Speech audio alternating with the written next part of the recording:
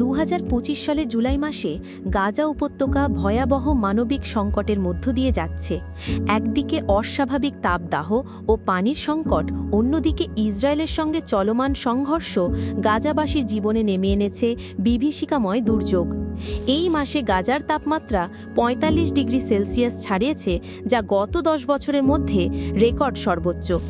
টানা গরম ও খরার কারণে বিশুদ্ধ পানির তীব্র সংকট তৈরি হয়েছে, কৃষিজ পণ্য উৎপাদন বিপর্যস্ত হয়েছে, বিদ্যুৎ বিভ্রাট বেড়েছে এবং হাসপাতালগুলো ঠান্ডা সরবরাহের অভাবে ভীষণ চাপে পড়েছে।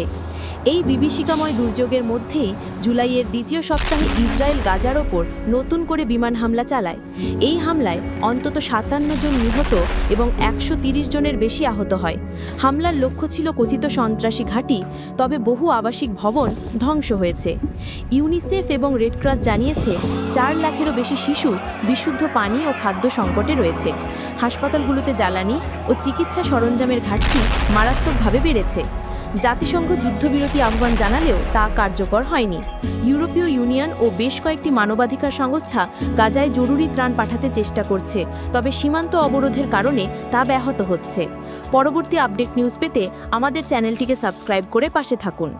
2025 সালের জুলাই মাসে গাজা পরিণত হল এক ভয়াবহ মৃত্যুকূপে। তীব্র তাপদাহ, প্রচন্ড খরা এবং পানি সংকট, এরই মধ্যে দিয়ে আবার ইসরায়েলের সম্মিলিত হামলা গাজার সাধারণ মানুষের জনজীবনকে দুর্বিষহ করে তুলছে।